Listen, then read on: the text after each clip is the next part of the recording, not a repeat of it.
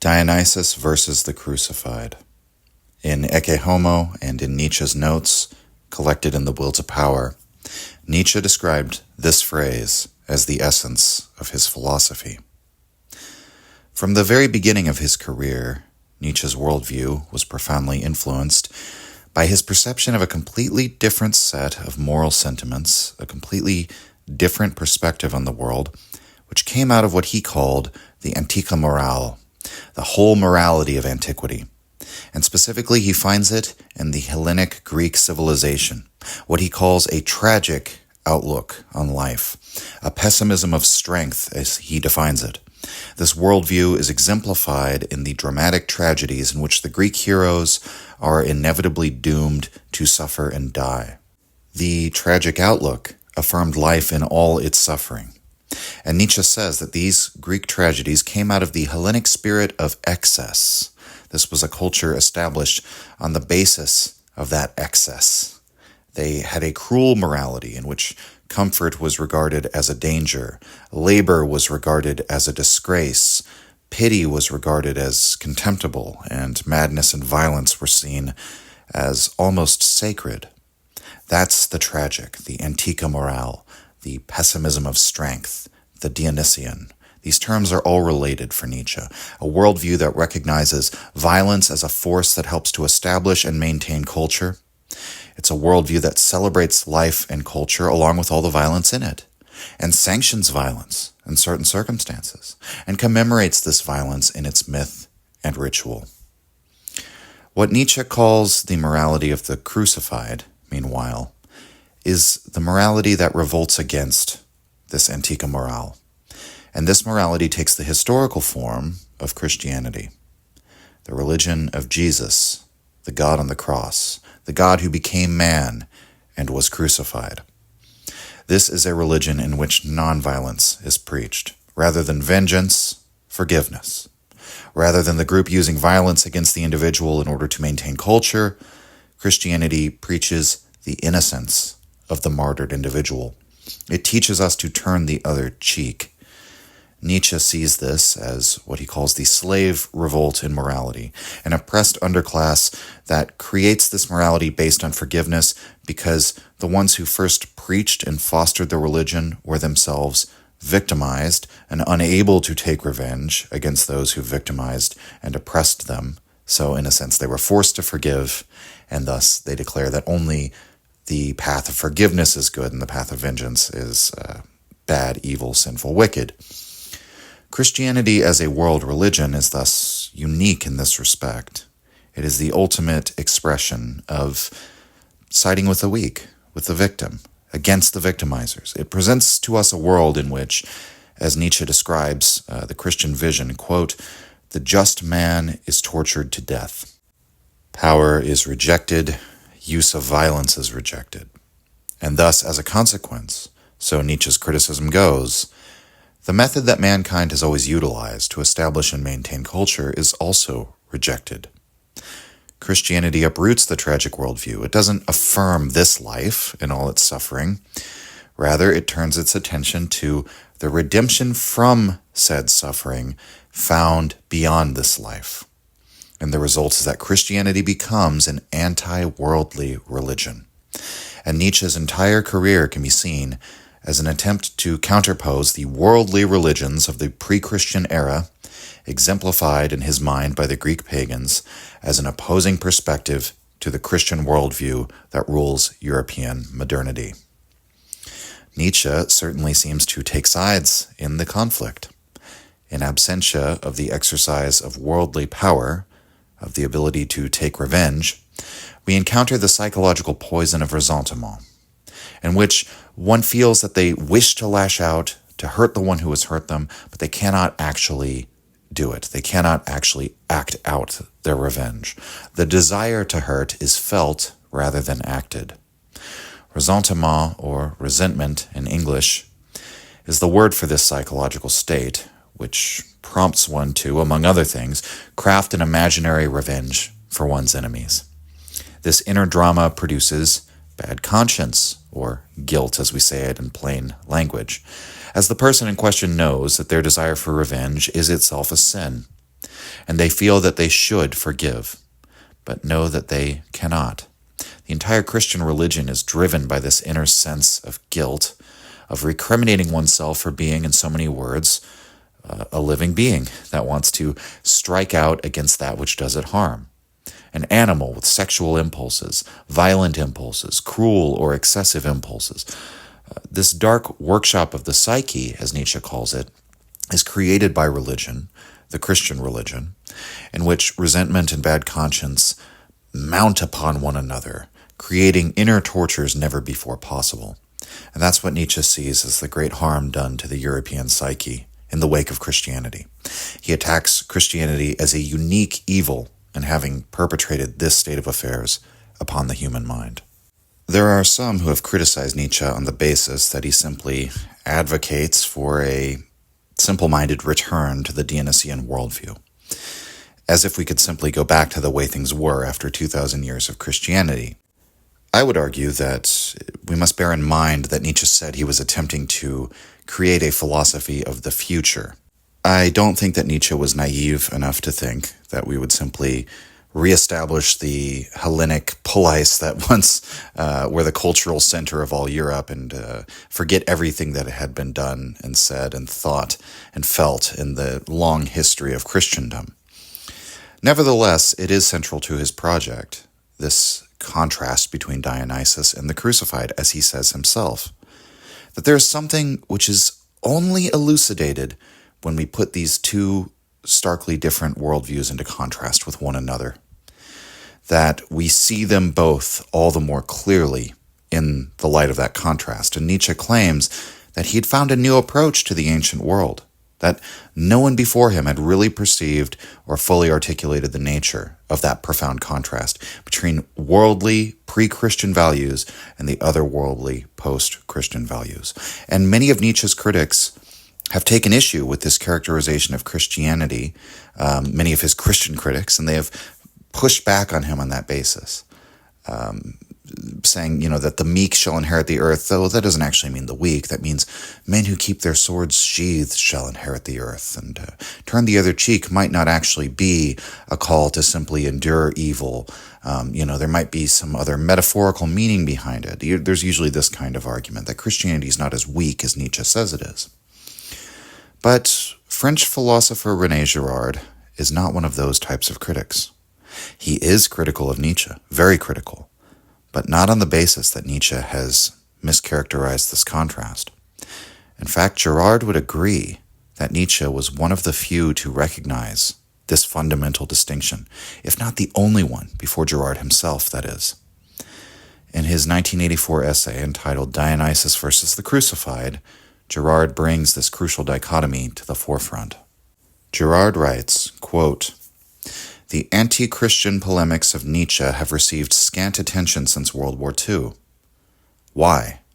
If they were asked, they never are, contemporary Nietzscheans would probably answer that their thinker's passionate attitude towards religion has lost its relevance. Nietzsche remains, quote, important because of some avatars of his that came to light in recent years, mostly through the ingenuity of French critics. Nietzsche, the genealogist, Nietzsche, the advocate of free play, Nietzsche, the exponent of counterculture. Different as they are from one another, at least in some respects, these avatars are all alike in their indifference to the great struggle that obsessed the last lucid years of Nietzsche. Is there some obscure reason why this should be? Is there something inopportune or embarrassing about the theme? Is it strategically advisable not to insist upon it?" End quote.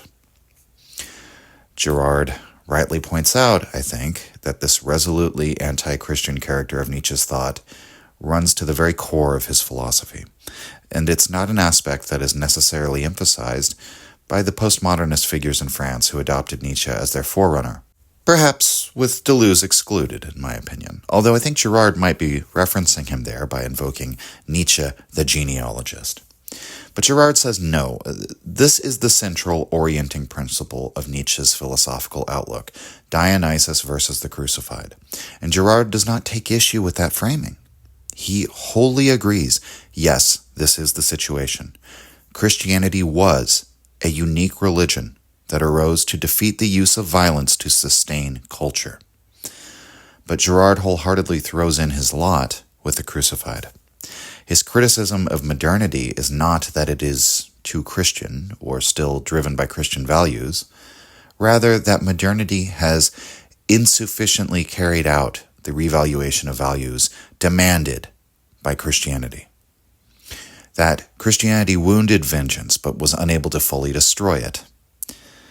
Fundamentally, the choice is between the human world of culture, which is inherently violent, and the worldview that idealizes the otherworldly and attempts to transcend all violence in the name of it. This is Girard's rather unique stance on Nietzsche from a critical perspective. He fully signs on with all of Nietzsche's descriptive assessments, but comes to a fundamentally opposed conclusion as regards Nietzsche's prescriptive conclusions. So today we're going to consider what we will therefore call the case for the crucified. If this whole podcast has been several different variations, different articulations of the case for the Dionysian, this is the case for the religion of the God who died on the cross from the Girardian perspective. But before we get into that essay, we'll first consider René Girard's life and background, as well as a few key concepts in his thought that will help us fully understand his critique and his rejection of Nietzsche. René Girard was born in Avignon, France in 1923 on Christmas Day. He was 16 years old when the Nazis invaded France in 1940. Girard lived under this occupation, and he attended university in Paris while the Germans were in power. Girard told his biographer, quote, "I hated it. I hated Paris. I hated Paris more than any other city," end quote. The reason that Girard hated Paris so much, or one of the reasons, had a great deal to do with the occupation itself. He was a French subject of the Nazis, and so Girard could be stopped by a German officer at any time and asked to present his papers. You were always sort of living under their boot heel in a large city like Paris, an important city like Paris.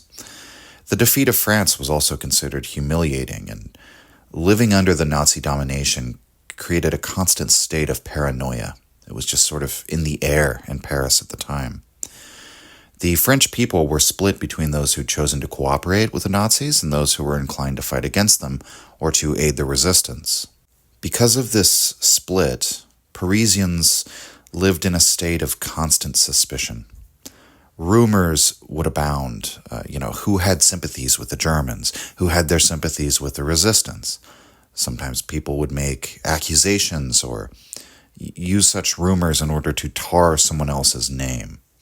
And Girard said that in Paris he lived on an incredibly tight budget and oftentimes went hungry. So he was, it was just a terrible time in French history, and it's likely that this experience, when contrasted with the peace and safety of his upbringing in quiet Avignon, probably shaped his entire outlook on life. After the war, Girard journeyed to the United States in the year 1947. He taught at the University of Indiana. He taught French and French literature. One thing to note is that Girard is not, properly speaking, a French philosopher. Even though there are philosophical implications to his ideas, and found throughout his entire body of work, he never conceived of himself that way. Girard is many things: a historian, literary critic, an anthropologist, a sociologist, a religious apologist. It's almost because he's combined so many of these different approaches to really studying humanity that the scope of his ideas became so far-reaching that the only word we really can apply to him is that of philosopher. Properly speaking, he's a polymath. But, in a way, Girard is just a man who began to correlate a series of ideas about humankind from work that he did in all sorts of different disciplines. In this respect, Girard has been compared by several scholars to the 19th century amateur archaeologist Heinrich Schliemann. Schliemann's another fascinating figure who we could spend a whole podcast discussing, but he's known primarily for having excavated the ancient city of Troy. Schliemann, like so many other German boys, it seems, became enamored with the Hellenic Greek world as a child. But his family's station in life was not such that he could go and become an academic. He worked as a grocer, he was a cabin boy on a ship, he learned a dozen languages, and eventually once he'd made enough capital as a businessman, he was able to journey to Greece and to Turkey, using as his guide the works of the Iliad and the Odyssey. Schliemann believed that there were enough context clues, enough little details given in these epic poems of Homer, that one could follow the clues and locate the city of Troy, or locate the places that Odysseus and his crew visited in the Odyssey. And he was successful.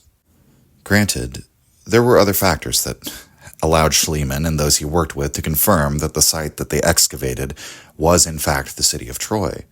But the key point is that Schliemann was using information that he discovered within the poems of Homer in order to formulate a hypothesis about an archaeological truth, or we might say an anthropological truth. Girard is comparable to Schliemann in this respect. Girard comes to believe that contained within works of fiction, there is the possibility to discover objective anthropological meaning, that a work of art can be studied scientifically, so to speak, that narrative prose containing imagined stories about imagined characters can nevertheless imply certain facts about mankind, which can be abstracted from the study of multiple such stories. So what Schliemann attempts to do in archaeology, with only the poetry of the period as his guide, Girard seeks to do with human psychology, with only French literature as his guide. The first such insight occurred while he was teaching at Indiana. He was preparing for one of his courses in French literature, and Girard was studying the work of Stendhal, Flaubert, and Proust, three French authors who he was teaching, so that the Americans could learn to read French, basically. But in the course of comparing their ideas, Girard found that, different as the three writers were, their works seemed to suggest or hint at the same underlying model of human desire that he would eventually come to call mimetic desire. And that's a key concept in Girard, one that bears elaborating upon. But we should consider, first of all, how Girard sets himself against the trend that was very much in vogue at the time, especially among French writers and French literary critics. And that trend is postmodernism. The postmodern deconstructionist trend would eventually arrive at a position quite opposite of Girard, that the meaning of a text is something imposed upon it, something perspectival and subjective in the highest degree, that the text is written anew each time it is read. Girard, on the other hand, quite unabashedly asserts that a text contains universal meaning, universal insofar as it could reveal things about all humankind and not just one person's subjective perspective, and that you could distill this meaning by studying the text sincerely and attempting to uncover that meaning in the way that you attempt to excavate an archaeological site. That it's not something simply imposed or added on that will be different with every single reader that encounters a text. The mimetic theory of desire that Girard first finds in Proust, Stendhal, and Flaubert is a theory of human desire that runs contrary to both what I would characterize as the conventional view of desire, or perhaps we might say the implicit premises beneath the ordinary way that we tend to think about desire. But he also challenges the conventional view in a manner that's opposite of what we might characterize as a Deleuzian notion of desire. Deleuze being one of those postmodernists. So I guess let me elaborate on what I mean by that. In the ordinary way of thinking about desire, we say, I desire X. I have a desire for this object, or even this person, or this occupation, or this place of status. Maybe even a desire for a more abstract thing like respect, prestige, a legacy, so on and so forth. And implicit in this model, in the ordinary way of thinking about desire, perhaps simply because of our grammar, is the idea that the external object or thing causes the desire for it, or that it has some kind of pull of the desirer to the desired thing. So speaking in terms of hunger, you smell some good cooking, and that's what makes you desire the food that's being cooked. We've all seen a cartoon character walking by, a hot pot of good food, and the steam rises up and physically goes inside of his nostrils, and it's like a hook, like a fish at the end of a hook, right? That's what the desire is like. It's a hook that gets into you and pulls you towards the thing. Or you see a beautiful woman, and you desire the woman. It's her attractiveness that attracts you to her. We use that same language of attraction as if the woman is magnetic, right? That the thing has some inherent value within it, and as a valuing being, you seek after that desire, therefore, that desire of yours. Now, somebody like Deleuze would say that is a reactive picture of how desiring works. You're putting the external stimulus as the active force and treating your desiring as a reaction to that stimulus. But desire, true desire, is an affirmative desire. In other words, if we were to take a Freudian view, let's say one has a sexual impulse, but that impulse is not itself caused or created by seeing an attractive person. The sexual impulse is fundamental, it's basic, it's arbitrary. It's a desire that exists first. It exists first and foremost, and then it latches on to the objects of said desire, attractive people in this case, but the desire itself is primary. It's not caused by the attractive person. And such desires as the sexual impulse are so primary for Freud, for example, that all of your other pursuits are actually seen as sublimations of these more fundamental instincts, such that your desire to attain status, to attain wealth, is now understood as an indirect means of acquiring sexual partners. Such that we might say, to use Deleuzian terms again, the sexual impulse is active, and all of our other impulses, in that case, for wealth and status and so on, are in a reactive relationship with that primary impulse, serving the function of facilitating, regulating, or otherwise fulfilling the purpose of the active and primary impulse. So, the object of desire does not cause it. And in fact, even desires which may appear to be in the thrall of some external object, really they're just serving some underlying fundamental active desire. The desire comes first. The model of desiring that Girard says he discovers is quite different from either the conventional view or the Deleuzian or Freudian view, and arguably it's quite different from the view of Nietzsche, I might add, although there are important caveats to that. In any case, Girard's model of desiring can be described as a triangulating model of desire, in which the desire does not arise from the external object, nor from the internal subject, but rather from an external subject. In other words, from the desires of others. The way that this works is that what I desire is what I perceive that you desire. And likewise, what you desire is what you perceive that I desire. That we triangulate, calibrating our desire for an external object, or designating an object as desirable, because it's sought after by another subject. In other words, why do you seek after status, or wealth, or the most fought-over position in your given occupation? Girard would say, it's precisely because the position is fought over that you desire it. The fact that it is desired by the greatest number is what makes it most desirable. The desire does not, therefore, arise within the desirer, nor within the object itself, as if it's a hook that gets into you, but within the perception that the object is desired by other subjects. Girard argues that this way of desiring is unique to human beings, or rather, it comes into being as a result of the process of hominization, going from animal to human.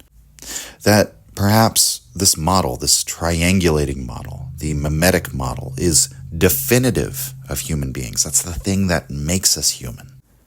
And I think it's important to say that even though Girard describes it in terms of mimesis as a mimetic desire, it's important to note this shouldn't be regarded as mere imitation or as a conscious choice to imitate something. Maybe we could call it hyper-imitation, as some anthropologists have suggested. But even though imitation might be an important part of mimesis, mimesis itself is not necessarily a conscious process. In fact, we might say it is primarily an unconscious process. One will mimic the desires of others without realizing it and without ever having the conscious thought, this desire isn't really mine. Because once we have a desire for something, then we just desire the thing. In some sense, it doesn't matter where the desire came from. Whereas in the ordinary way that we talk about imitation, there's usually this implication that this is done as a conscious attempt to copy the behaviors or actions of another person. For Girard, mimesis occurs at a deep psychological level, such that the perception of something being desired creates that desire within us that then feels authentic. It has just as much pull as any instinctual inborn impulse. But unbeknownst to us, it's being created by the social reality in which we live, rather than springing forth as a sort of active affirmative thing, as somebody like Deleuze might imagine it does. Now, the conclusion that I draw is that I think both views on desire are probably correct in different circumstances. That an instinctual inborn desire, I think, would have to exist, because desire exists even in the animal kingdom in the form of drive and impulse, even with animals that are not social at all. But it seems to me that a socially influenced form of desire, the mimetic desire, that has to also exist. And I think the conventional view of how desire works, that it's sort of a hook that gets into you from the desired object, I think does nothing but obscure the truth. I think it's completely wrong. It incorrectly places the root of desire in the object itself. Whereas we might say that an inborn desire is a sort of genuine desire that is real. And Girard does not deny this, by the way. He simply says the majority of human desire is mimetic. It isn't actually ours, quote unquote, and that it doesn't originate within the individual. It originates within the group reality. And that's why Girard says, quote, individualism is a formidable lie, end quote. To the extent that we have an individual identity, we end up defining it by our desires. What are our goals in life? What is our ideal for what our life should be? And so on and so forth. And when somebody lists their likes, their preferences as a way of defining who they are, that's really just a list of things that they desire, right? Viewed from a certain perspective. But if all these desires are coming from either the unconsciousness or are acquired from the group, then the main way that we define ourselves as individuals is largely a fiction. This view of mimetic desire is profoundly important for Girard because it points to something about desire that is explanatory of human social conflict. Conflict is primarily between individuals who share the same desires for something or another, which is of limited abundance. And Girard argues that conflict is something that, quote, the convergence of two or several avid hands toward one and the same object cannot help but provoke, end quote. From the very beginning of human society, human beings acquired their desires from one another and found themselves in conflict or competition on that same basis. Girard argues that we can see this behavior even in apes and in other animals that may share some close common ancestors with us, that one ape will reach for the same thing that he sees another ape reaching for. They imitate on an instinctive level. And there was a great book on this by William von Hippel called The Social Leap, in which he discusses how human beings have these large white sclera as part of our eyes so we can perceive where another human being is looking. We have what is called theory of mind, which means that we understand that other beings can know things that we don't know, can see things that we don't see. So it seems that we're socially equipped to be able to detect where another human is putting their attention, their focus. And for very obvious evolutionary reasons, it might be useful to know where the other members of the same group that you're in are all focused on some other external object or phenomenon. It's very useful for you to be able to very quickly and easily perceive that information. It cues us into the fact that this object or phenomenon is important. And so the Girardian picture of human anthropology is one in which the very thing that makes us human, this mimetic form of desire, is what causes us to come into conflict with one another.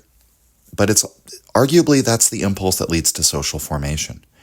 The focus or attention of the entire group placed on the same object or the same value. And that leads, by the same token, to social dissolution, the struggle for the same object, the same value. We might think of how Nietzsche conceived of the Hellenic Greeks. Each citizen attempted to outrival all others who ran on the same path. They each desired to reach the pinnacle of their art or profession to the exclusion of all the others. Conflict is created where there is this shared desire for something that cannot be shared. And so, consequently, all the desirers enter a strange sort of relationship where they both emulate and model themselves after one another, but also wish to defeat or destroy one another.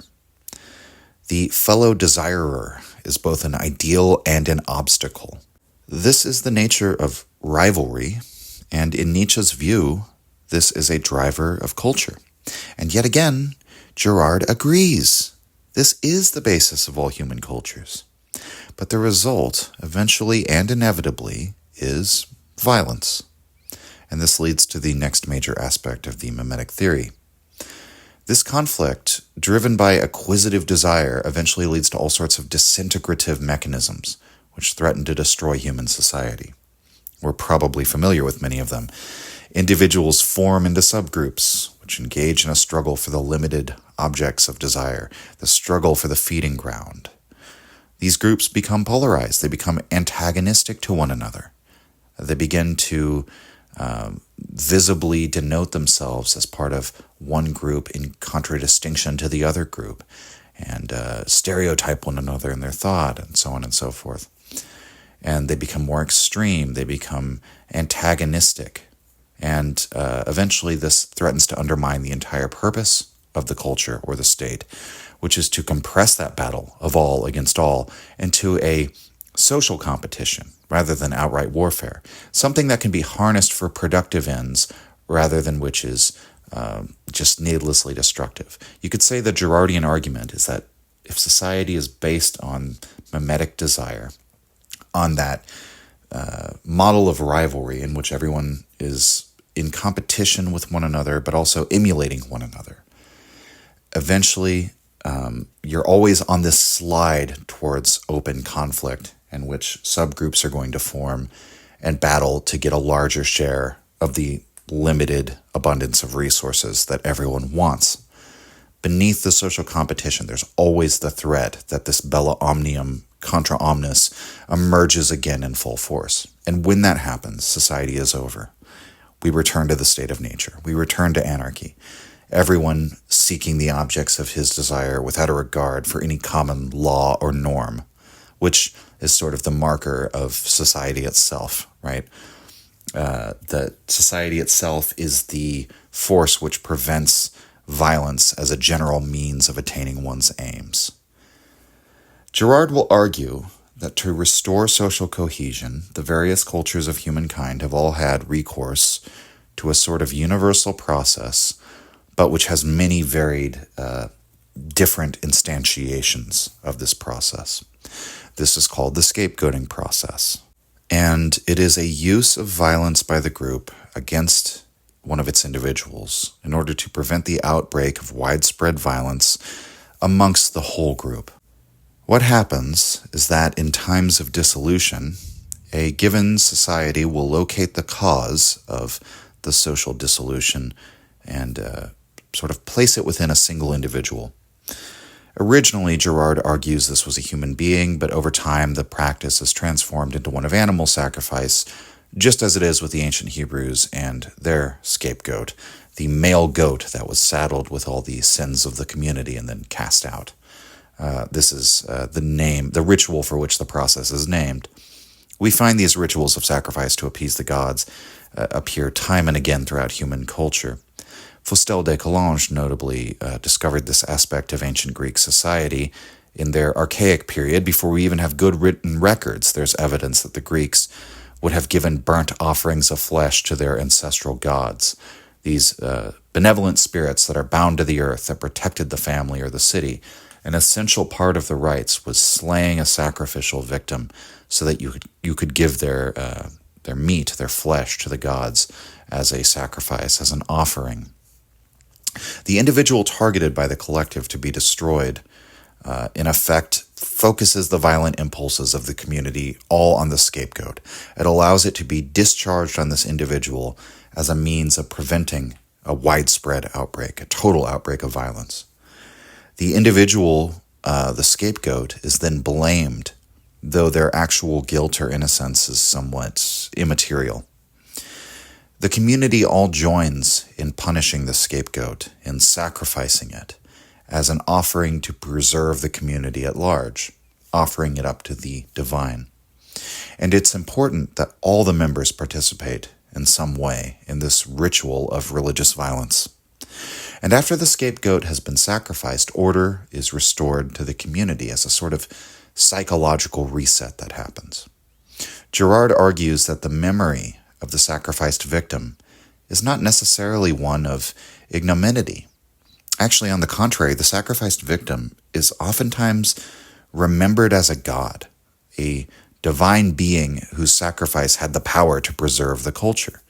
And many of these sacrificial rites of making these burnt offerings that became sort of rituals or traditions, they were just that. They were sort of reenactments of this actual instance of collective violence on behalf of the whole community against a human being, and then sort of commemorated through animal sacrifice as a sort of, you create the superstition that by engaging in this collective sacrifice, you're continually maintaining or preserving the culture.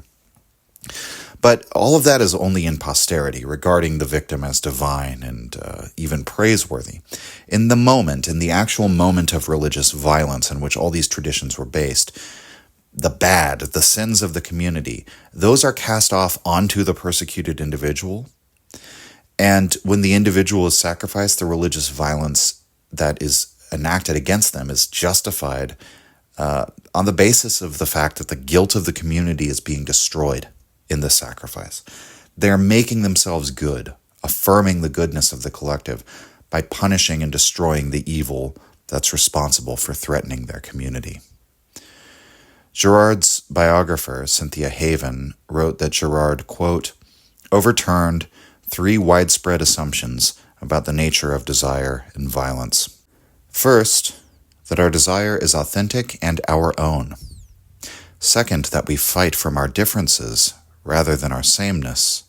And third, that religion is the cause of violence, rather than an archaic solution for controlling violence within a society, as he would assert, end quote. And so I think I wanted to use that quotation because it's a wonderful summation of where Girard stands and his, you could say, his criticism of many of our common sense notions about how these things work. Girard's understanding of the scapegoating process, it must be said, is not that this is, in fact, a meaningless act of victimization. The victim may be innocent, and the act of victimizing them may be unjust from our perspective. But the effect of collective victimization of this innocent individual, in Girard's view, does actually preserve and maintain culture. He thinks that this type of scapegoating ritual has the real effect of enacting that preservation. And of course, this process is largely unconscious. It's not brought into self-reflection because the community, they cannot in all good conscience understand that they're punishing an innocent victim for the good of the whole. They have to maintain the guilt of the victim, especially when the initial outburst of religious violence is taking place. And that guilt of the victim is, quote unquote, proved by the restoration of order once the victim is sacrificed or expelled. But this is where the Christian religion enters into the picture for Girard. The Christian story is the story of a God who is punished by the community, a God who is sacrificed, the victim of collective violence. For the first time, though, the scapegoat in the gospel story, Jesus, is understood to be innocent, radically innocent, more innocent than any other innocent victim, because Jesus is a man without sin. This is the great unveiling that the gospel stories undertake, to show to the community that their collective vengeance is carried out against an innocent who does not deserve it. And to make their God not the recipient of the sacrifice, but the sacrifice himself. Girard's radical reading of the Gospels is that the sacrifice of Jesus is something that appeases not God, but only humans. That the scapegoating mechanism is a human process. It's not a divine one. And it's to this human process that Jesus falls victim.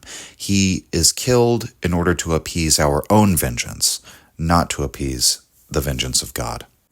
And this is the basis of Girard's own Christianity, because Girard sees how, if intracommunal violence is driven by mimetic desire, then the nature of violence is to be self-escalatory.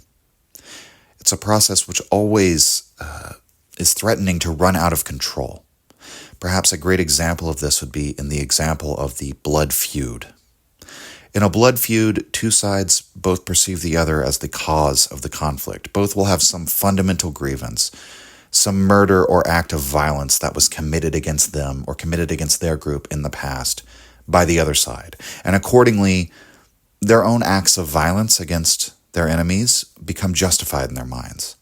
But with each consequentially following act of violence, all that happens is that the justifications for more violence are created. The justifications for violence only become heightened. At no point is the score settled. At no point is the need for violence abated. Rather, the sense of justice based on an eye for an eye and a tooth for a tooth seems to produce this continually heightening desire for vindictive, violent recompense. The account is never settled. The debt only deepens and deepens on both sides. And so in Girard's view, there's no way out of this cycle that is really the modus operandi of mankind. The best we came up with to deal with it was this model of scapegoating. But this process requires the blood of innocent victims in order to grease the wheels of culture, so to speak. And this has to happen continuously. You have to continually renew culture with a new scapegoat. And so the way out of this process of reciprocal violence or of ritual sacrificial violence, in Girard's view, can't come from mankind himself, because we don't know any other way. It has to come from a divine source, and Girard believed that Christianity was just such a divine source. You could say the proof that Christianity is divine for Girard, the proof that Christianity transcends the world, is that what Jesus offers is truly beyond the human. That level of being able to forgive, turn the other cheek against any past act of violence, and a commitment to total nonviolence is the most inhuman form of morality imaginable. And it may be difficult for us to see that now because we don't have that point of contrast with the pre-Christian morality that used to be the universal norm for all human societies and cultures throughout all history. Christianity truly overturns that. And it does this by tearing the veil off and showing us what this process really is. Once we understand the scapegoating process, we begin to understand these things: violence, vengeance, blaming of the external, casting guilt off onto the external. We begin to see all of that for what it really is. It is, for lack of a better word, the road to hell. As with Cain killing Abel, the act of violence does not bring ultimate peace. It merely perpetuates the cycle of violence until Cain's descendant, Tubal-Cain, the maker of weapons of war, leads a clan that will kill 7 times 7 of any group that dares to kill one of them. That's the eventual result of violence, is always more violence. The only way out is an intercession to halt this process, and since that's beyond human understanding, it has to be transcendent. Nevertheless, Girard's conversion is also situated in a particular time in his life. Girard drew upon the works of great authors from all over the world, such as Dostoevsky, Shakespeare, Cervantes, and many others. He studied the Bible. He began to see his own life in terms of the mimetic competitions and desires of the characters in these great stories. While he'd always been a cultural Catholic, we might say, it was in this state of mind that Girard fully converted to Roman Catholicism. Anne Astel writes of this in Violence, Mysticism, and René Girard, quote, "Traveling weekly by train in 1959 between Maryland and Philadelphia, he was teaching at that time at Johns Hopkins University and at Bryn Mawr, he had had, as he remembers, quote, quasi-mystical experiences in the train as he read," end quote. Enjoyable experiences, connected with a sense of illumination. This first conversion experience made no pressing demands on him for, quote, any change of life, end quote. Soon after, however, the 35-year-old Girard underwent treatment for a cancerous spot on his forehead, and his comfortable intellectual conversion was, quote, transformed into something really serious, end quote. When the worry of melanoma was lifted precisely on Wednesday during Holy Week, Girard, who had not been a practicing Catholic, immediately went to confession. He received the Eucharist on Holy Thursday. His marriage to Martha Girard was sacramentalized and their children baptized. Quote, "I felt that God liberated me just in time for me to have a real Easter experience, a death and resurrection experience," end quote, Girard recalls. And end quote to that whole Anne Astel passage. So, with these key ideas of Girard's now established, we'll take a look at his essay, Dionysus versus the Crucified, in which Girard gives his overall interpretation of Nietzsche and Nietzsche's significance, as well as his reasons for coming down on the side of the crucified, rather than on the side of Dionysus. One of the important things that we ought to note is that Girard believes that Nietzsche was one of the few men of his time who comprehended the uniqueness of Christianity. It is easy enough to call Christianity a unique religion if you are a believing Christian, because of course you would believe it to be unique. You think it's unique in that it's the one true religion, right?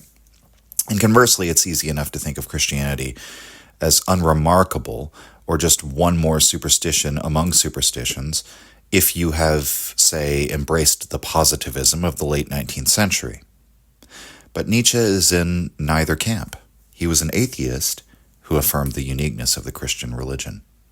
And the reason why he was in a position to hold this unique perspective involves Nietzsche's deep engagement with the Greek pagan world.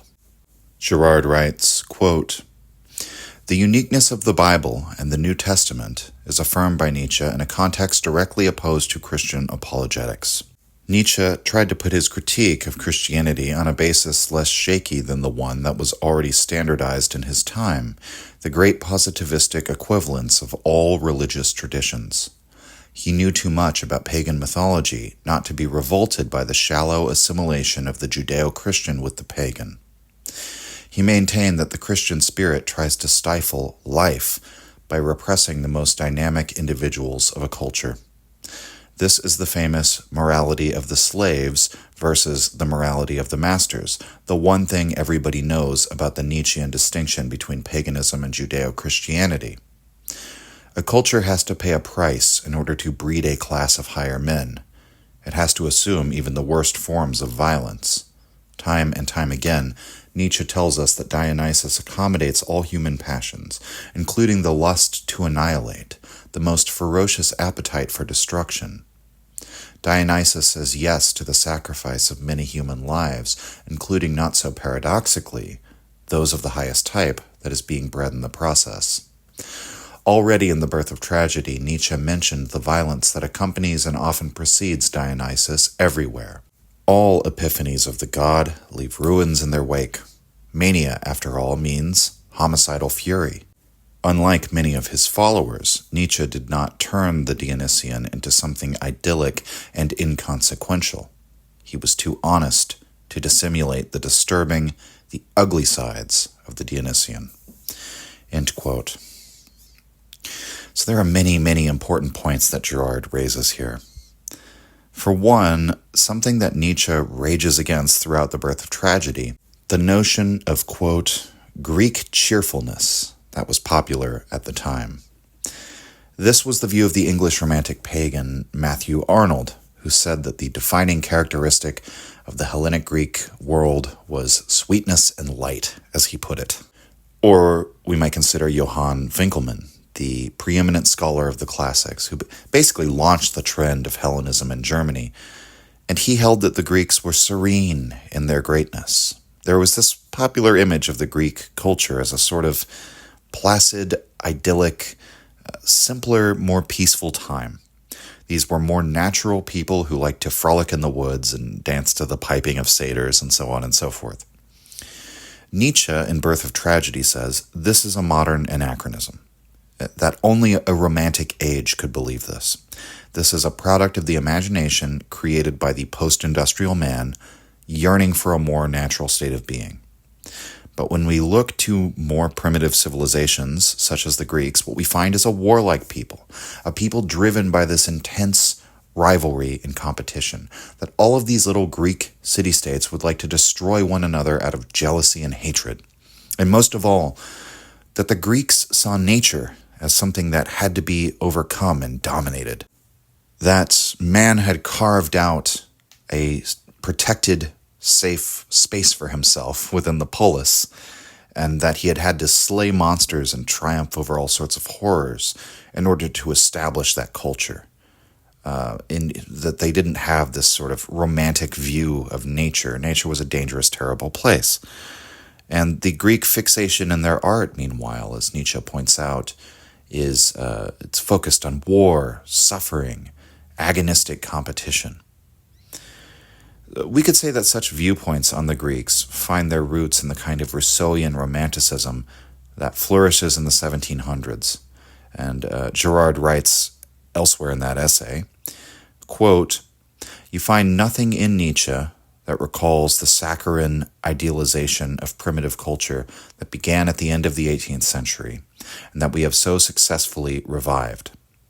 At the very height of the great syncretic mishmash of modernity, Nietzsche drew attention to the irreconcilable opposition between a mythological vision grounded in the perspective of the victimizers and a biblical inspiration that from the beginning tends to side with the victims and produces not only very different results from the ethical, but also from the intellectual standpoint." End quote. Another aspect of Nietzsche that's often ignored, that Girard draws attention to, is Nietzsche's acceptance of the sacrifice of the higher man. His admittance that even the greatest individuals are most likely to simply be consumed and destroyed by the collective. The most unlikely thing in the world is that an individual with great potential will turn out well. Most likely they'll be botched, they will fall, they will fail. And the end of Thus Spoke Zarathustra is the main character, Zarathustra, finally letting go of his pity for the higher man. And so some have criticized Girard, for example, on the basis that he misrepresents Nietzsche or misunderstands Nietzsche. How could Nietzsche be said to be in favor of collective violence against the individual? That's like the opposite of what Nietzsche wrote, right? But I think Girard points out, and rightly, that Nietzsche says quite straightforwardly that the method of nature, of life, is to sacrifice a great number of experiments in the name of its goal. That the sacrificial destruction of innumerable individuals for the sake of advancing the species, that's the method of nature. It's the natural way of things. And even though Nietzsche tends to side with the individual over the collective, it's not as if Nietzsche thinks that this state of affairs can be changed, or that it should be. That this culling process, this ritual destruction of the individual, is in fact the tragic truth about life. And we must learn to accept this and become stronger on account of this truth. The tragic view of life, in fact, can be seen as encapsulated in the acceptance of this very truth about human beings. And so the pagan morality, the tragic worldview, the Dionysian, this is premised on accepting this fact of the collective violence that drives human culture. Girard sees Nietzsche's work as a formulation, therefore, of the same insight that Girard has, just seen from the opposing side, from the pagan perspective, that does not wish to be liberated by the coming of the Christian religious morality, we might say. And so Girard writes, and I'm quoting here in an abridged form, quote, "Nietzsche clearly saw that pagan mythology, like pagan ritual, centers on the killing of victims or on their expulsion, which can seem perfectly wanton. He realized that this type of killing, which is reflected in many rituals as well as represented in myths, is often executed by a large number of murderers. It is a collective deed in which an entire human group is involved. This is the case especially of a well-known text that figures in the Will to Power, under the number 1052. Nietzsche himself gave that important text a title, The Two Types, Dionysus and the Crucified. The second paragraph formulates most clearly the attitude of Nietzsche. End quote, and Girard then quotes Nietzsche here. Quote, Dionysus versus the Crucified. There you have the antithesis. It is not a difference in regard to their martyrdom. It is a difference in the meaning of it. Life itself, its eternal fruitfulness and recurrence, creates torment, destruction, the will to annihilation. In the other case, suffering, the crucified as the innocent one, counts as an objection to this life, as a formula for its condemnation. One will see that the problem is that of the meaning of suffering, whether a Christian meaning or a tragic meaning. In the former case, it is supposed to be the path to a holy existence. In the latter case, being is counted as holy enough to justify even a monstrous amount of suffering. The tragic man affirms even the harshest suffering. Dionysus cut to pieces is a promise of life. It will be eternally reborn and return again from destruction. End quote. And Girard then continues, quote, Nietzsche obviously felt that the collective murder of Dionysus in the episode of the Titans is analogous enough to the passion of Jesus to be regarded as equivalent.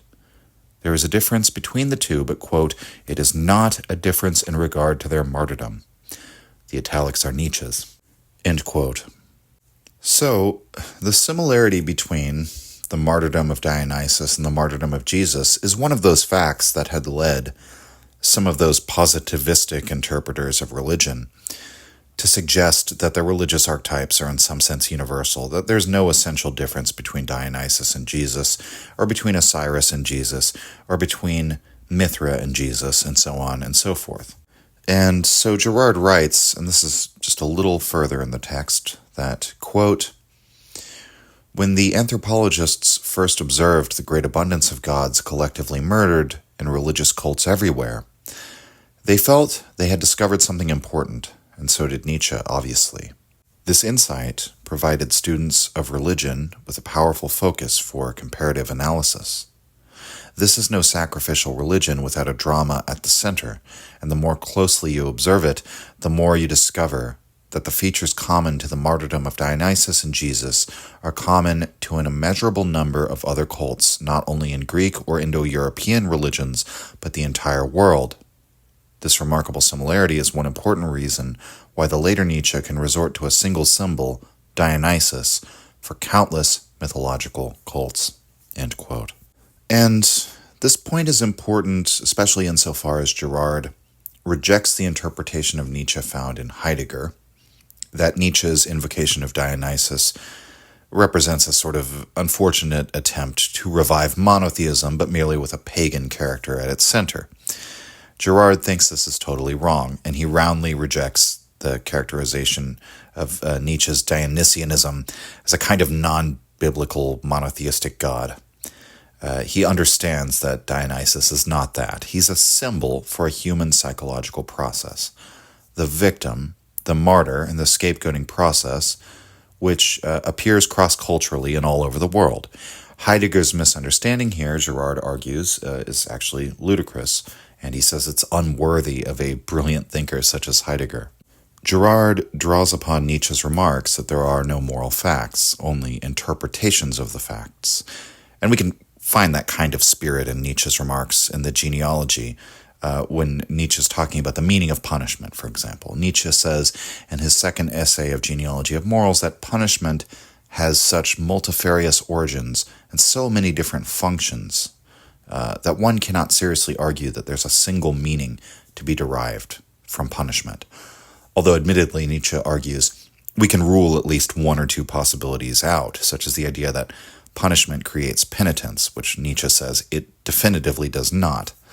But as for what punishment affirmatively means, what function it serves in society, this is interpreted differently according to the many spiritual and moral traditions of world culture.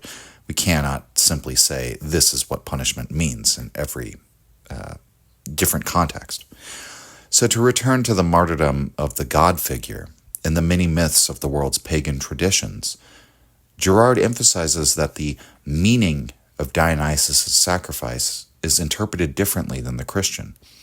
The Christian interpretation of the death of Jesus is that it was a murder of an innocent victim by guilty victimizers. Girard writes, quote, "One could object that Dionysus too was martyred wrongly, and that the Titans were just as guilty from the standpoint of the myth as the murderers of Jesus, and they must have been indeed, since they were destroyed by the thunder of Zeus. Nietzsche did not even mention this objection because he saw its superficiality. In all the other episodes of the Dionysus cycle, there is a collective disparagmos, a martyrdom similar to the martyrdom of Dionysus at the hands of the Titans. In all of these, however, the god is not the victim, but the instigator of the mob lynching. Every time Dionysus appears, a victim is dismembered and often devoured by his or her many murderers. The god can be the victim, and he can also be the chief murderer. He can be victimized, and he can be a victimizer. This change of roles that also occurs in most primitive religions clearly confirms what Nietzsche thought regarding the indifference of mythology toward biblical morality. From the one episode in which Dionysus himself is the victim, one cannot conclude that the Dionysian as such condemns violence in the sense that the Gospels do. It is inconceivable that Jesus could become the instigator of some holy lynching. Each time the possibility of lynching occurs in the Gospels, in the case, for instance, of the adulterous woman about to be stoned, Jesus forestalls the violence and disperses the mob." End quote. So let's examine this key point of the changing of roles. Remember that Nietzsche said that the Greeks were a nation of actors, and that it is in drama that the Greeks express their Dionysian rituals. Or rather, we should say that the Dionysian rituals evolved into the drama. The Greek tragedy was their most complex and fully articulated form. In this ritual, an actor takes on the role of Dionysus, or later, the role of the tragic hero who's an approximation or an imitation of Dionysus, Oedipus, for example. And like the actor playing a role, Dionysus is sometimes the victim, sometimes the victimizer. This distinction is fluid. This is part of the tragic worldview. This kind of cycle of ritual victimization is the fundamental nature of life, and we are the victimizers one moment and the victim the next. And there's no essential difference between victim and victimizer because the morality of the parties involved is immaterial or irrelevant. To speak more precisely, whether one is good or bad is established by their role in the scapegoating process at that given moment, rather than their so-called actual character underneath.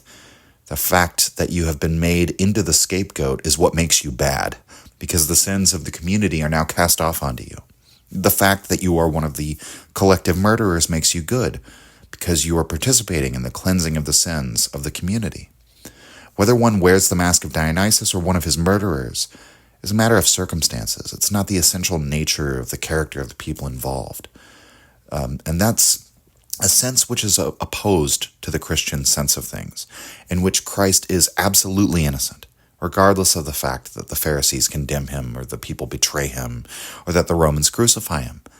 The meaning, the interpretation of the act is fundamentally not the same as the interpretation of the collective murder as it was understood by the mythological cults. The mythological cults accept this suffering, they accept this murder, and they affirm it. They affirm the suffering and the murder. The Christian worldview rejects the suffering. It rejects this act of murder. Girard is keen to point out that the standard atheistic critique of Christianity might be to suggest that it has an obsession with suffering, but that Nietzsche's critique is precisely that Christianity attempts to put an end to suffering. Girard again thinks Nietzsche assesses the situation rightly, that the true character of Christianity is not the desire to expand suffering and violence, but to deliver mankind from these things.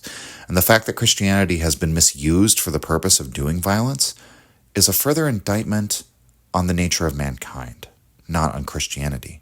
it's an indictment on mankind in the fact that we will corrupt anything that we can get our hands on by implementing it as part of this process of continual collective violence.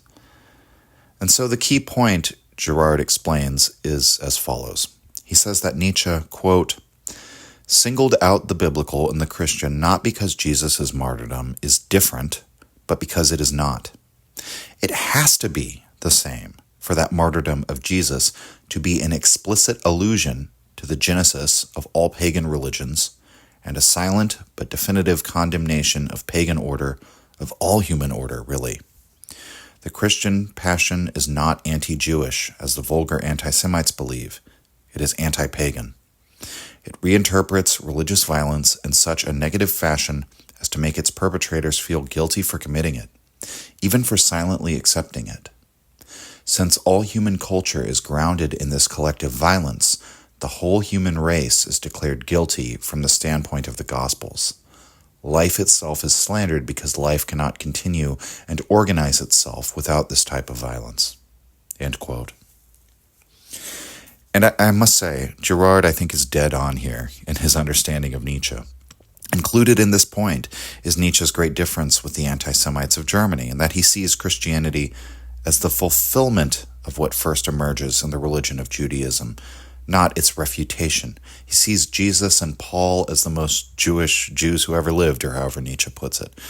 And Girard admits there's still some amount of ritual sacrifice and victimization in the Jewish Old Testament, but that the Old Testament tends to side with the victims. He uses the example of Cain and Abel, which we've already brought up, insofar as Cain's murder of Abel is condemned and rejected by God.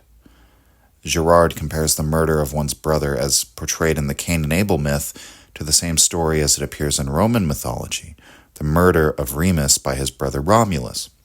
In the biblical story, Cain is clearly a victimizer and clearly guilty. He is not to be celebrated. His story is meant to serve as a warning to us. Meanwhile, Romulus's murder of his brother is seen as justified. Romulus is still the glorified hero who founded the Roman kingdom. The murder of one's brother is seen as necessary for the establishment of Roman culture, and Romulus is not condemned. We might also think of the story of Abraham, who is told to sacrifice his son to Yahweh, only to have the divine intercede in order to put a stop to the sacrifice. So, the condemnation of violence and sacrifice is perhaps more vaguely articulated at the earliest beginnings of biblical tradition, because they're still sacrificing, they're still engaging in these kinds of rites. But we could say that the Old Testament represents a striving of the human mind to reach that full articulation of this moral stance which condemns violence and stands on the side of the victim. Girard, unafraid to take on some of the most brilliant minds in their interpretations of myth and religion, also places himself in opposition to Carl Jung. He writes, quote, Nietzsche is a marvelous antidote to all fundamentally anti-biblical efforts to turn mythology into a kind of Bible, and that is the enterprise of all the Jungians of this world, or to dissolve the Bible into mythology, and that is the enterprise of more or less everybody else, end quote.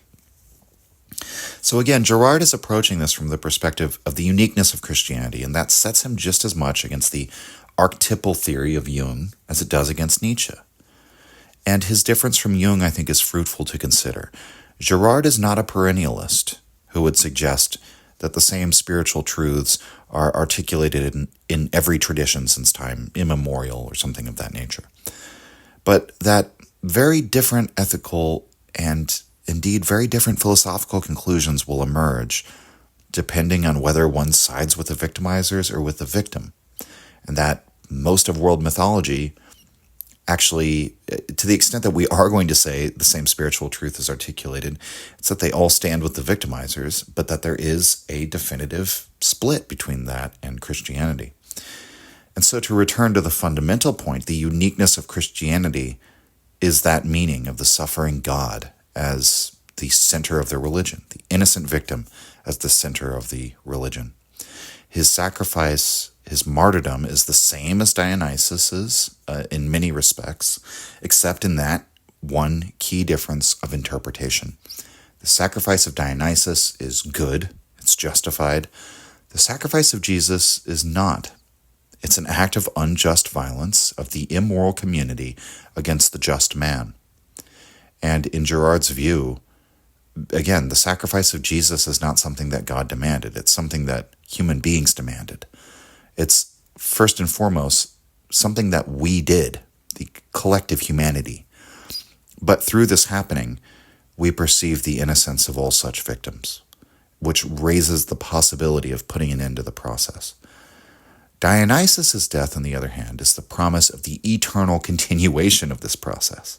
So what I'm trying to tease out here is Jesus is supposed to be the end, and Dionysus is the samsaric, eternal acceptance of this. Girard considers how Satan is, etymologically, called the accuser. He's the one who makes the unjust accusation against mankind. The spirit of evil in Christianity, therefore, is just this spirit of revenge, embodied in the accuser, the one who designates the scapegoat, we might say, the victimizer. One of the names of the Holy Spirit, on the other hand, one of the words for the Holy Spirit, especially used by the early church fathers, is paraclete, meaning a defender. It literally means an advisor or counselor. We might think of the word in the sense that one calls their attorney, their counselor, their advisor. The Holy Spirit is the opposite of the accuser. It's the defender of the accused. Christianity thus fully reverses its interpretation of the scapegoating ritual in this way, that in its embodiments of good and evil, the good is the defender of the accused, and the accuser is the unjust, the evil, the embodiment of evil. That's the moral innovation of Christianity. Okay, now, with all of this in mind, we can come to Girard's arguments against Nietzsche, which can be put quite simply. Quote, Nietzsche's value judgment is untenable. End quote. Further in the text, Girard continues, quote, Nietzsche's fierce stubbornness in opposing the inspiration of the Bible in favor of victims logically and inexorably led him toward the more and more inhuman attitudes of his later years, which he espoused, in words, of course, rather than in deeds, with a fortitude worthy of a better cause. End quote. So, for one, I love a good bit of polemical writing, and that is a wonderful summary of how you could best go about criticizing Nietzsche, which, as I've often said, I have no problem with criticisms of Nietzsche. I have problems with bad criticisms, and a lot of the criticisms people raise against Nietzsche, you can sort of see their own resentment and their own problems with life and the world kind of coming out and just being projected onto Nietzsche in many ways, but we'll set all that aside. Nietzsche's great error, in Girard's view, is that he is, to put it bluntly, resentful of resentment. Girard says that it's the nature of resentment to make resentment itself its target. The resentful feelings seek out their mirror image, albeit under a slightly different mask, as he puts it. And Nietzsche is a man, as he says in the quote that we just read, who enacts his great task through his words rather than deeds. So we could say that his great spiritual war remains spiritual. It remains felt rather than acted, which is the modus operandi of resentment. And so Nietzsche rages against the values of modernity, which means he rages against what is in favor of what could be, the very thing that he seems to condemn, that whole way of idealistic thinking. He despises the fact that the modern man has become a resentful creature, rife with bad conscience and all these other polluting and corrupting feelings. And Nietzsche perceives correctly that these feelings are the result of tying off the veins of vengeance. These feelings are the result of the fact that we no longer let this pyroclastic flow of collective violence surge forth wherever it may, but that we halt violence, and that we do so in the name of the innocence of its victim. And because we have done this, we have no choice but to become resentful. But Girard raises a simple question in light of this. Is resentment actually worse than the continuation of collective violence against innocent victims?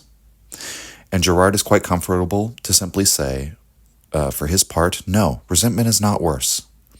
He gives Nietzsche's critique of resentment its due and agrees that resentment is indeed something harmful. But we might think of Girard's life experience as a man who lived under Nazi occupation. He saw the effects of collective violence and of ritual accusation and condemnation of innocent people around him and the sort of climate of suspicion that characterized Paris. He sees the transition from actual ritual violence to resentment to be a positive change in humanity, brought on by Christianity. That rather than a degeneration, this represents what is simply an incomplete process in rooting out the spirit of revenge. Quote, "Ressentiment is the interiorization of weakened vengeance. Nietzsche suffers so much from it that he mistakes it for the original and primary form of vengeance. He sees ressentiment not merely as the child of Christianity, which it certainly is, but also as its father, which it certainly is not. Ressentiment flourishes in a world where real vengeance, Dionysus, has been weakened. The Bible and the Gospels have diminished the violence of vengeance and turned it to ressentiment, not because they originate in the latter, but because their real target is vengeance in all its forms, and they have only succeeded in wounding vengeance, not in eliminating it. The Gospels are indirectly responsible. We alone are directly responsible. Ressentiment is the manner in which the spirit of vengeance survives the impact of Christianity and turns the Gospels to its own use." End quote. So, we might say Nietzsche could afford to hold such an appraisal of resentment, holding it to be worse than the continuation of ritual violence. He could afford to hold such a view precisely because he was from a society that was almost 2,000 years into the process of rooting out ritual violence. Had Nietzsche lived in the period in which scores were settled by physical cruelty, it's doubtful, Girard argues, that Nietzsche would have held this cruelty in such high regard. It's easy to advocate for these things when you have never experienced that type of society. He says that, quote, "Such frivolity could only flourish in our privileged centuries," end quote. And so accordingly, in spite of all of Girard's quite willing concessions to Nietzsche's genius, he ultimately condemns him. He's scathing in his criticism of Nietzsche, saying that anyone who follows him as a teacher of ethics is living in futility and spiritual barrenness. The greatness of Nietzsche, he argues, is that he committed so fully to this ideology that he, quote, "paid for his commitment literally with his life," end quote. He sees in Nietzsche a sort of internal war between the Dionysian and the Christian. That verses in the middle of Dionysus versus the crucified is the most informative word for Girard. Nietzsche feels this battle within himself, and it should be noted that during Nietzsche's breakdown, he signed his letters not only as Dionysus, but also as the crucified. It seems that he began adopting both masks at the peak of his mania. And there's undoubtedly something to this critique, at least insofar as the need for such a battle to be fought in the first place suggests that Nietzsche experienced the crucified as a powerful force within himself. Girard says the fact that Nietzsche felt the need to justify even the worst forms of oppression and violence speaks to this very fact. The very impulse to have to justify is itself a motivation that comes out of the Christian. As Nietzsche himself points out, the nobilities of past ages were naive men by comparison to us. They could never articulate reasons for the things they said and did.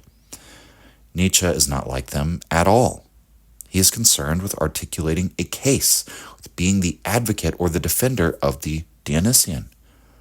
Girard asserts this is the kind of spiritual battle that Nietzsche was fighting, and the very method and means by which he fights it are informative.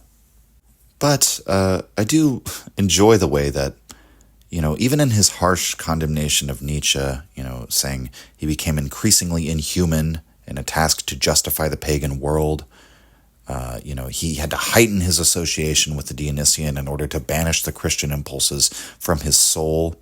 He had to write so vigorously against resentment because that was his defining impulse. That's what Girard says about Nietzsche. And all of these criticisms on a psychological level, I think, are very hard to just dismiss or hand wave away. But even in this, again, I love good polemical writing because Girard still manages to condemn Nietzsche in a way that's somewhat admiring.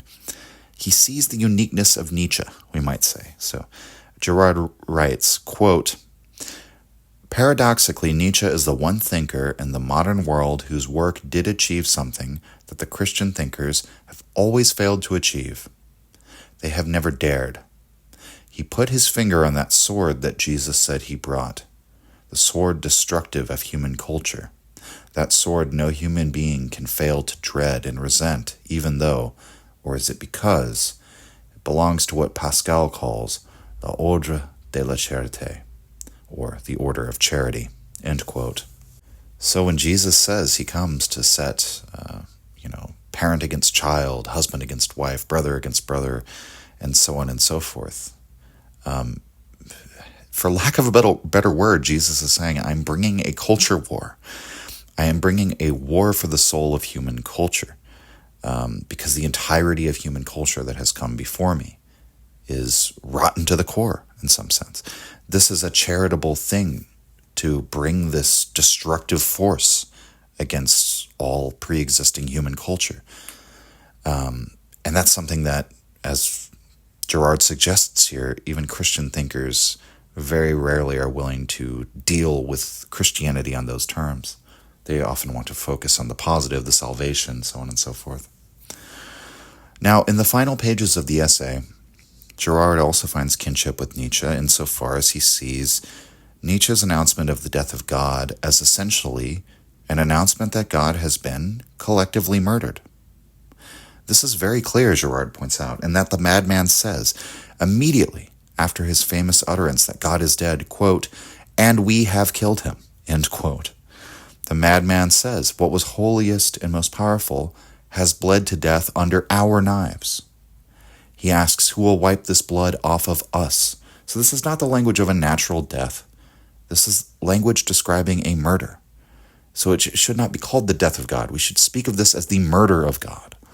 And what's more, this was not a silent assassination. This was a collective murder. All of us, we all have a knife in our hand. We all have blood on us, right? This was an act of ritual, collective violence on behalf of the community against a martyred God. So it completely fits into this model that Girard has created. And what Girard finds so remarkable about this is that the collective murder aspect of Nietzsche's God is dead aphorism is so often ignored. And that furthermore, this very reaction is dramatized in the same scene, that the people of the marketplace, who Nietzsche writes no longer believed in God, laugh at the madman and dismiss him as if to ask, quote, if God never existed, if there is no such thing as God, how could he be killed, end quote. So Girard asserts this is the exact same reaction that he's received in response to his own anthropological theories regarding the collective murder of gods across human societies and cultures. His theories have been dismissed in basically the same positivistic grounds. Of course, as Girard argues, quote, gods do not have to exist, really, in order to be murdered. As a matter of fact, unless they are first murdered, they will never exist, end quote. And that's a reference to his own theories as regards how these ritual murders are later mythologized by making the sacrificial victim, who was originally seen by the community as guilty, and the justified recipient of ritual violence, that victim is made into a god in the eyes of posterity.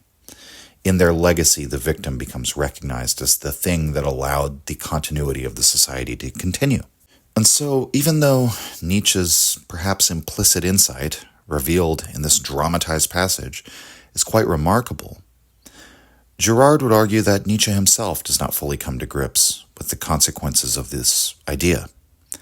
Quote, if God is always the product of his own collective murder, does not this text really say that the death of the gods is their life, and that the life of the gods is their death? What kind of eternal return of religion is this? Can Nietzsche himself account for all this? End quote. And a bit further down in the text, Girard continues, quote, the aura of this text is inseparable from its dramatic power, And here, as in Greek tragedy and everywhere else, dramatic power is rooted in the collective murder of God. The genius of Nietzsche takes him to the real beginning." End quote. So this aphorism, as Girard has suggested in its comparison to the Greek tragedies that so influenced Nietzsche's thought, it serves a kind of aesthetic function for Nietzsche. The text itself, Girard argues, functions as one more murder of God, insofar as it is a, quote, textual epiphany of the divine, end quote, but remains, quote, the product of a collective murder that the murderers are not aware of having committed, end quote.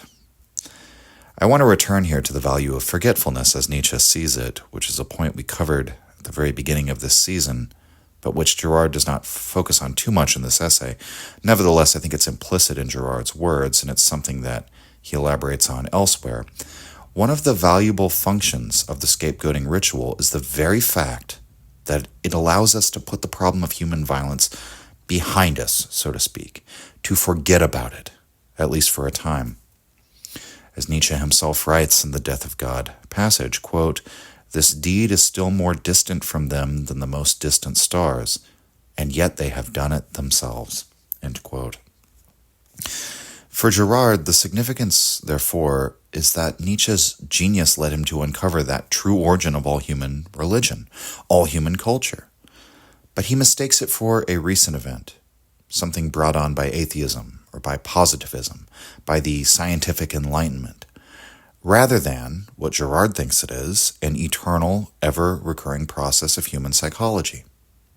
That we always commit the deed of killing the divine, of killing the innocent victim, and this very ritualized process is the thing that allows us to forget about it, to bury the deed and then move on.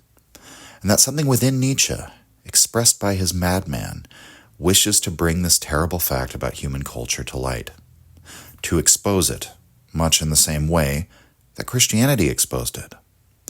Yet again, the crucified operates within the psyche of Nietzsche much more so than he himself would have liked to admit. And accordingly, the madman, after giving his great speech, goes to the temples, thereafter consecrating them and affording the old worship places of God a kind of holiness or dignity. These are the tombs and sepulchres of the old God. And so near the conclusion of this work of Girard's, Dionysus versus the Crucified, he writes the following, summarizing several primary levels at which the death of God works in Nietzsche's aphorism 125 of the Gay Science, which he says contaminate one another, but can nevertheless be logically distinguished from one another. He writes, quote, "The most obvious level is the modern disappearance of God as a collective murder. A little behind comes the collective murder of the pagan gods as the generative power behind their existence. And way behind, the most difficult level of all, is the passion of Jesus that cannot be the death of the Christian God if the murders of the gods are always their birth." End quote. Girard continues further down, quote, "What are we to do with such a maelstrom of collective murders? In order to make sure that the madman makes sense on more than one level, let us listen to someone who certainly is not mad, at least not in our current theoretical gospel, the great Sigmund Freud. A few years after Nietzsche wrote The Gay Science, Freud discovered he thought that all, quote, festivals of purification and atonement, all sacred games, end quote, all the religious rituals of mankind are rooted in the collective murder of some real victim men call God." End quote. Freud wrote those words in Totem and Taboo, a work that Girard admits has been maligned. He says that most interpreters of Freud do not think much of it at all and believe that Freud's conclusions were overwrought. But it's notable that Freud uses some of the same language as Nietzsche here, some of the exact same language. And for my part, I mean, I don't know where Girard stood on this. I don't know what the state of scholarship was on this or what just his overall awareness was, but Freud claimed never to have read Nietzsche, not to have been influenced by him. That is quite obviously not true, and we're going to talk about that in an upcoming episode. But, Freud invokes festivals of purification and atonement and sacred games. We could compare those words to those of the madman, quote, "What water is there for us to clean ourselves? What festivals of atonement, what sacred games shall we have to invent? End quote. So Freud, I think, is very obviously influenced by Nietzsche, which is funny because he's sort of using Freud as another source that we can say, well, this is a man who's quite obviously not insane. Here's an independent source other than Nietzsche making the same argument. Well, Freud was probably just sort of parroting the arguments of Nietzsche. In any case, we can set all that aside. Girard argues that, again and again, the collective murder of the divine is the one thing that we wish to look away from, and that this was the real reason why Freud's totem and taboo was so maligned. He writes, quote, "We are not yet ready. We are never ready for a real investigation of the subject," end quote. And Girard says that's why totem and taboo has been, he says, excommunicated and declared anathema. It dared to talk about the ultimate taboo subject, taboo not in the minds of what we would call the primitive in those days, but taboo in our minds, in the modern mind. Girard admits that the madman's declaration has had quite the opposite fate of Freud's totem and taboo, and that it has in fact become enshrined and declared sacred.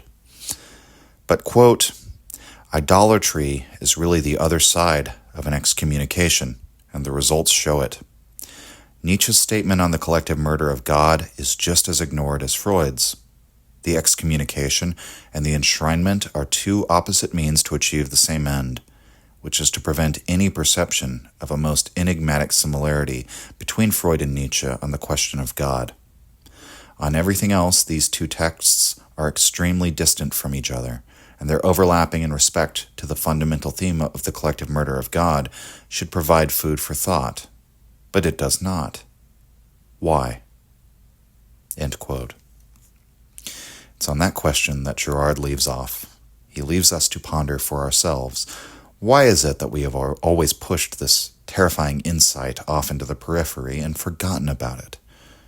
Of course, after these meditations on the subject, one undoubtedly has some notion of why, that perhaps deep down within ourselves we feel the same moral horror at the reality of human culture that Girard feels. Perhaps we intuit that same violent reality at the birth of all human culture that Girard claims Nietzsche discovered. But we shudder at the sword that Jesus Christ brought into the world, and we resent it. That condemnation of the whole history of humanity, the entirety of the human race as guilty and complicit in this collective violence. Because what would that mean? What would that truly mean for us if we were to embrace that truth? The entire corpus of Girard's work addresses itself to such questions, and so I would urge any of you who want to explore him further to dare to ask those questions and to dive into René Girard's work. Whether you agree or disagree with his insights, you can't deny he's a remarkable and fascinating thinker and one who is greatly underrated. Among the critics of Nietzsche, I would venture to say Girard is perhaps the best. His criticisms of Nietzsche give Nietzsche his due while being absolutely uncompromising in the rejection of Nietzsche. Girard has been called one of the most ambivalent thinkers of all time, and there are great nuances to many of the ideas that we've discussed here, and you'll certainly encounter those if you do decide to explore his work. But when it comes to the question of Dionysus versus the crucified, René Girard has no need to draw upon nuances or to hide behind nuances. He stands on the opposite side of the question from Nietzsche, proudly. His work is a unique and revolutionary approach to articulating the case for the crucified. That's all for this week, everyone. Next time, we're going to delve into a thinker that we discussed a little bit at the end of the episode today.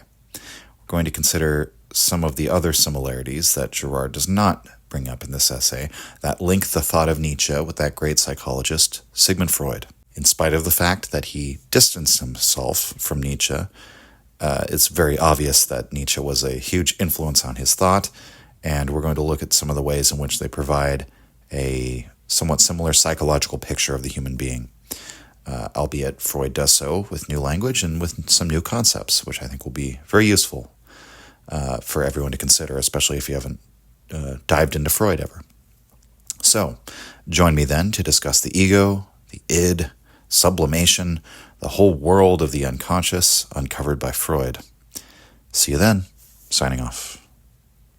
If you enjoyed the Nietzsche podcast or found it helpful, you can visit us and support the show at patreon.com/untimelyreflections. The link is in the description. Or just share the show with any of your friends that you think might enjoy it or on social media. Thank you for your support.